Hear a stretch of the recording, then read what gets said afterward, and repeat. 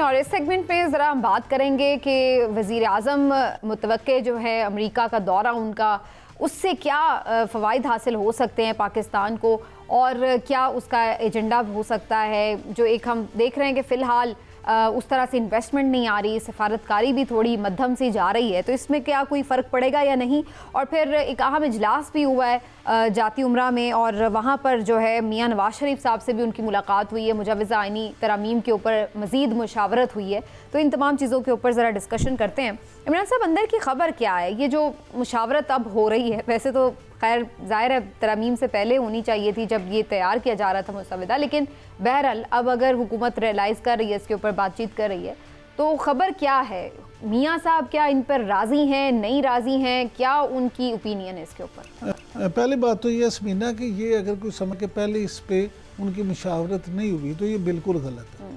पहले 20 पे मुशावरत हुई और मियाँ शहबाज शरीफ जो हैं बतौर वज़ीर आज़म, कोई भी इस तरह का जो अहम मामला है उस पर सबसे पहले अपने बड़े भाई और अपने कायद मियाँ नवाज शरीफ को इत्मीनान में लेते हैं, उसके बाद दूसरी चीज़ें होती हैं। आज जो जाती उम्रा में उनका मिल के बैठ रहे हैं दोनों भाइयों का, वो एक रूटीन का मामला है, कोई इसमें ऐसी बात नहीं है कि किसी ख़ास मकसद के लिए वो बैठे हैं। अलबत्ता ये ज़रूर है कि आज की उस मीटिंग में जो 3-4 चीज़ें ज़ेर बहस आई हैं या मौजूद गुफ्तगू रही हैं, उनमें सबसे पहले यही आइनी तरामीम ही थी और इस पे दोनों भाइयों ने डिस्कस किया है, उनको अपडेट भी की हैं चीज़ें, आपस में तबादला ख्याल किया है कि मौलाना फजलुर रहमान साहब जो हैं उनकी अब क्या पोजीशन है, दूसरे लोगों की क्या है और क्या क्या हमारे पास ऑप्शन हैं, ये सारी चीज़ें आज डिस्कस हुई हैं। दूसरी जो अहम बात है वो नए चीफ जस्टिस का तकर्रुर है, उसके हवाले से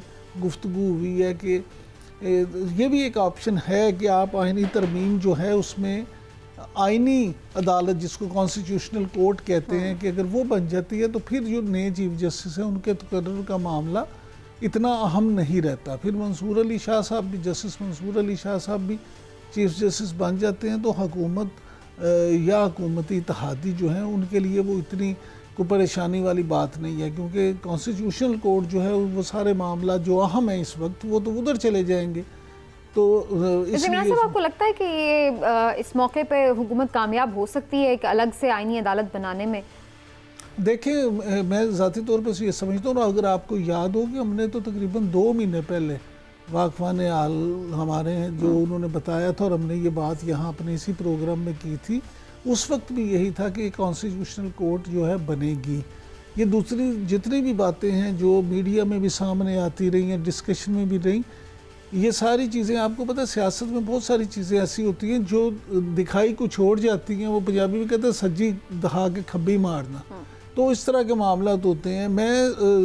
मेरी इन्फॉर्मेशन यही है कि कॉन्स्टिट्यूशनल कोर्ट जो है वो हुकूमत बनाना चाहती है, इत्तेहादी बनाना चाहती है। मिसाके जमहूरियत जो मियाँ नवाज शरीफ और मोहतरमा बेनज़ीर भुट्टो शहीद का आपस में हुआ था उसमें भी ये तय था, और आज भी मौलाना फजलुर रहमान साहब ने भी जो गुफ्तगू की है उसमें भी वो कॉन्स्टिट्यूशनल कोर्ट जो है उसको तो बनाने में वो भी राज़ी हैं। तो मुझे लगता है कि हुकूमत नहीं, लेकिन उसमें उन्होंने जो बात की है वो बड़ी इंपॉर्टेंट थी। मौलाना ने ये नहीं कहा कि वो बिल्कुल अनकंडीशनल उस पर राज़ी हैं, वो कह रहे थे आप अगर कोई सही काम भी गलत नीयत से करते हैं तो जाहिर है वो काबिल एतराज़ रहेगा और उसके ऊपर हम सपोर्ट नहीं करेंगे। मियाँ जो मौलाना साहब की आज प्रेस कॉन्फ्रेंस से फील आती है वो ये है कि वो ये महसूस कर रहे हैं कि जो तरामीम थी या जो इस तरह के जो मंसूबे हुकूमत की तरफ से आ रही है वो शायद नेक नियति पर उस तरह से मबनी नहीं है। अब देखिए, क्योंकि उनको हम इन हालात के कॉन्टेक्स्ट में देखेंगे। बिल्कुल ठीक है, लेकिन समीना क्या आप ये समझती हैं कि अगर मौलाना बिल्कुल ऐसी बात ना करें तो फिर उनकी अहमियत सियासत में कैसे बनेगी? वो तो फिर इररेलिवेंट हो जाए।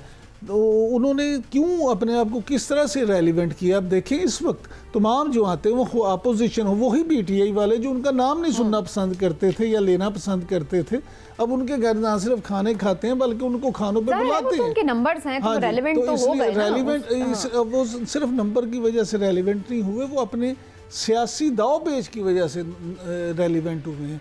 अगरचे कोई और नहीं, मैं तो इस कॉन्टेक्स्ट में बात कर रही हूँ कि जो आपने कहा कि हुकूमत बनाना चाहती है और सब राज़ी हैं, मौलाना भी उस पर, लेकिन मौलाना मुझे नहीं महसूस हुआ कि वो इस पर आईनी तरमीम, आईनी अदालत के हवाले से कोई इस पे सपोर्ट कर। मैं बड़ी माजरत के साथ, अगर आपको महसूस नहीं हुआ तो उसका मतलब ये नहीं है कि मौलाना जो है वो राजी नहीं है। ज़रूर मैं तो ये आपसे ये कह रहा हूँ कि मौलाना जो हैं, जो उनके मामला हुए हैं, जो उनके सारी डिस्कशंस हुई हैं, और जो वो बिलावल भुट्टो जरदारी से या अब तो उन्होंने कह दिया है कि वो एक अलग से अपना मुसविदा तैयार कर रहे हैं और वो हुकूमत अपना करेगी, जिसमें हुकूमत से भी ज्यादा मेरा ख्याल है पीपल्स पार्टी के हाथ में होगा कि वो क्या लेके आते हैं, और फिर उसके बाद देखा जाएगा कि कौन सी चीजें कॉमन है। लेकिन बज़ाहिर मुझे बीइंग अ फॉरवर्ड पॉलिटिक्स ये महसूस हो रहा है कि आईनी कोड जो है वो ये बनाने में, कॉन्स्टिट्यूशनल कोड्स बनाने में ये कामयाब हो जाएंगे। अब ये अलग बात है कि उससे मुल्क को फ़ायदा होता है या नुकसान होता है, और ये जो है चीज़ें कि हर हुकूमत जो आती है वो फिर अपनी मर्ज़ी की आईनी तरमीम चाहती है, अपनी मर्ज़ी से मामलात होते हैं, तो फिर उससे फ़ायदा क्या होता है, आवाम को उसका क्या समर मिलता है, या ये अपने फ़ायदे ही इन्होंने करने हैं। तो ये सारी चीज़ें। और तीसरी अहम बात जो आज डिस्कस हुई इस मीटिंग में, वो दौरा अमरीका था कि अमरीका में जो मामलात हैं और आलमी जो मुख्तलिफ मुलाकातें शेड्यूल हैं, उनमें वज़ीर आज़म क्या करेंगे। तो असल मसला मईशत है, इन्वेस्टमेंट किस तरह से लाई जा सकती है, दोस्त ममालिक को किस तरह से कायल किया जा सकता है, और ख़ास तौर पे अमरीका बहादुर जो है उसको कैसे राज़ी किया जाए कि माजी की तरह वो पाकिस्तान पे ज़रा अपना हौला रखे और पाकिस्तान के दोस्तों की सफ़ में खड़ा हो जाए, या ना कि पाकिस्तान को बिल्कुल ही इग्नोर करे। तो ये सारी चीज़ें। लेकिन वैसे इसकी क्या वजह नज़र आती है इमरान साहब कि अभी तक तो हम नहीं देख रहे कि बहुत ख़ास इस सिलसिले में हुकूमत को कामयाबी मिली हो, कोई इन्वेस्टमेंट आई हो प्रैक्टिकली, और ज़्यादातर जो बल्कि दोस्त ममालिक भी हैं उनकी तरफ से ये कहा गया है, मशवरे दिए गए हैं कि जी आप अपना घर जो है उसको ठीक करें, पहले हाउस इन ऑर्डर होना चाहिए और मामलात अपने स्टेबलाइज करें। इस तरफ ज़्यादा उनकी बातचीत रही है, लेकिन हुकूमत अभी तक तो इसमें कामयाब नहीं हो सकी। आप समझते हैं इसमें कोई ब्रेक थ्रू हो सकता है अमेरिका के दौरे में? समीना देखिए, सीधी सी बात है कि पाकिस्तान में अगर आप देखें तो हमारा अपना जो इन्वेस्टर है, क्या वो पाकिस्तान में इन्वेस्ट करने को तैयार है? क्या बिजनेसमैन अपने बिजनेस को जो एक्सपेंड कर रहे हैं? तो अगर आप देखें तो इसका जवाब नफ़ी में है। उसकी बुनियादी वजह ये है कि जब हालात ठीक नहीं होंगे तो कौन सा बिजनेसमैन यहाँ पे इन्वेस्ट करेगा। तो जब हमारे अपने लोग नहीं कर रहे तो दोस्त चाहे जितना भी अच्छा दोस्त हो वो कैसे करेगा।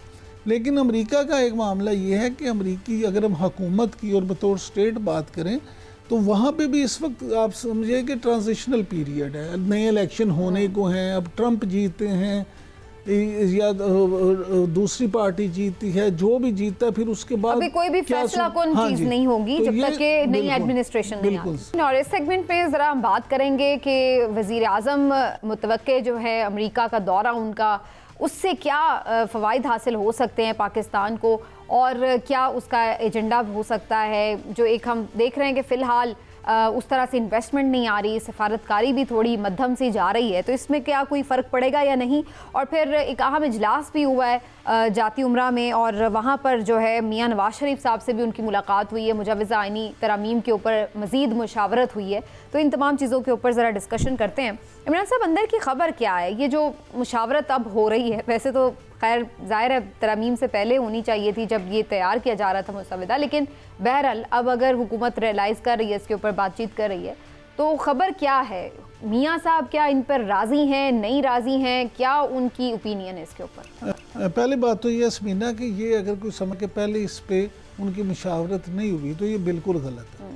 पहली 20 पे मुशावरत हुई और मियाँ शहबाज शरीफ जो हैं बतौर वज़ीर आज़म, कोई भी इस तरह का जो अहम मामला है उस पर सबसे पहले अपने बड़े भाई और अपने कायद मियाँ नवाज शरीफ को इत्मीनान में लेते हैं